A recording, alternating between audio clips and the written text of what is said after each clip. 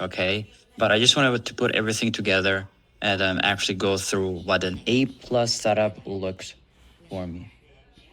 Okay, now what I have on my chart are support and resistance levels. Again, these are just my automated ones, but just you could do these manually.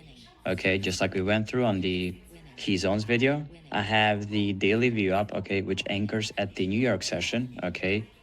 And then I have the risk table, which you guys should have access to right now as well. So how do we use all this and what's that perfect setup that we're looking for? So this day is September 5th. Let me replay back to the beginning of the day, just because I want to walk you guys through exactly how this works. Okay, so the day opens up here. Okay, let's play this.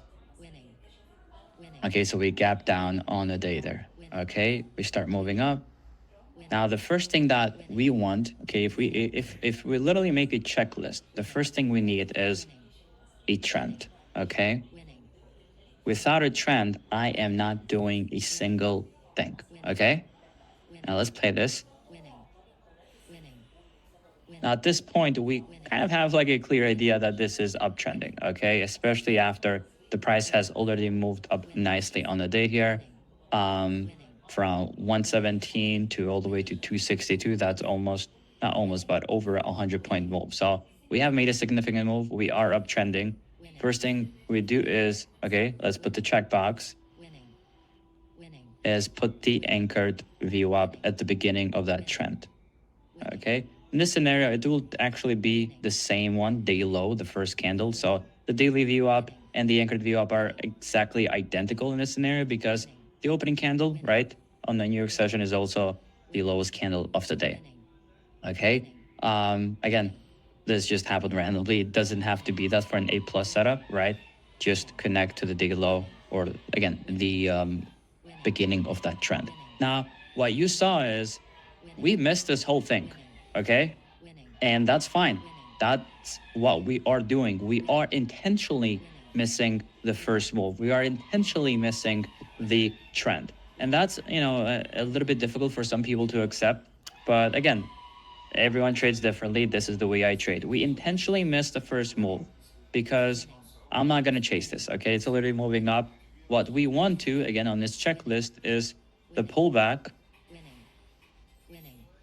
after that first trend, okay? And where that pullback will be is where we have an anchored view up, okay? And we have a key zone on that pullback as well. Okay, so we need both of those things to be aligned for us to actually take this play. Okay, let's just delete this here. Let's start playing.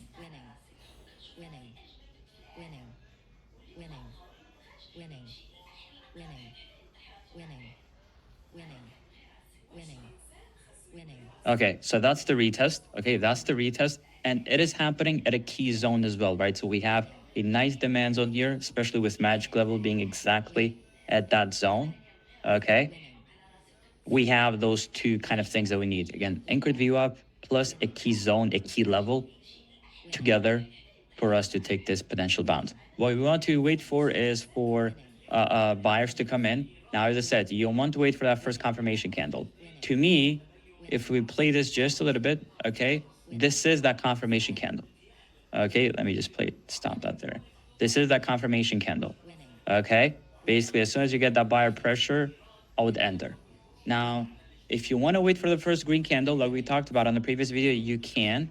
But in this specific example, it's a little bit too big of a move here for you to wait for another candle as well. Like this is usually enough, especially since it closed above another key level of yours. Okay, so you would take this specific setup on the opening of this candle. So it would be 219.75, okay, 219.75. Now, what you want to pay attention to is going to be this.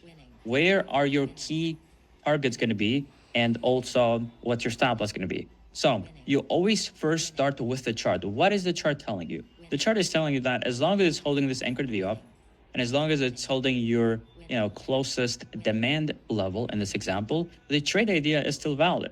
Okay, so technically, this has room until this level. Okay, so that's 19,188. Okay, so you take the difference between these two, okay, between your entry and your what I call invalidation zone, okay, invalidation area, which we talked about that. So the difference is going to be, let me just quickly calculate this, 219.75 minus 188. The difference is going to be 31.75. So let's call it 32 points. Okay, 32 points right there. The second thing you want to do is look at the risk table. What is the risk table telling you? The risk table is telling you that you need at least 20.75 points. Okay, at least 20.75 points. Now, for you to determine your stop loss, you're going to choose the bigger number between these two. Okay, and this example is the 32 points. So your stop loss is going to be the magic level right there at the 188. Okay, let me do that as red just so it's easier for you guys to understand this. So that's the stop loss, because again, you will choose the bigger number between the a pullback to the invalidation area or the risk table. If the pullback to the invalidation area was like 10 points and this showed you 20.75, you would choose 20.75 as your stop loss in this example. Now, what we want to know is, when will we sell? Okay, so looking at key levels, we have a key level right here, R2, and then we also have a key level here, which is previous day high, which everyone should have that on your charts. But you also have another key level. Let me just delete all of this thing here. You also have day high, okay? And I always recommend selling at least a first target at day high, okay? So what I like to do is, for example, if I have 4 contracts, I like to sell half of my position at the first target. Okay, so you would sell 2 there at your first target. Again, you don't have to do this, but again, this is how I do it. If I have 6 contracts, I would sell 3 on the first target and so on. I want to at least, make it a risk-free trade. Going back to making it a risk-free trade, right? We talked about that on the risk chapter. Basically, that's what we're doing here as well. The risk and return is a little bit better than 1-to-1 here. It's a little bit more than better, but that would be our first selling point. And then we would sell here, and then we would sell here as well, if the trade allows us to. We talked on a previous video, moving the stop loss is not good for your long-term results, so we will not moving this stop loss as we take on profits. Okay, so let's let the trade evolve.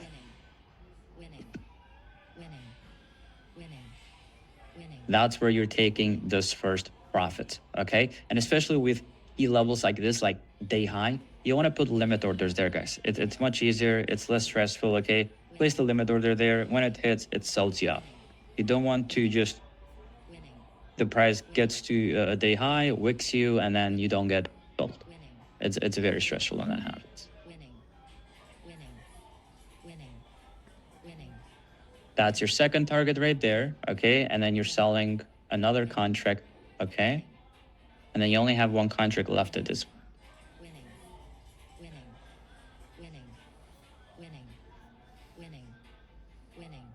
And that's where your last contract gets sold.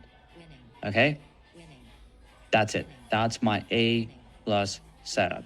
Rewatch the video, go through the checklist that I go through on a regular basis and see what I did, okay? I am never scaling in, but I'm always scaling out, just like we did here, okay? We're always looking at the stop loss based on the chart and then comparing it with the risk table.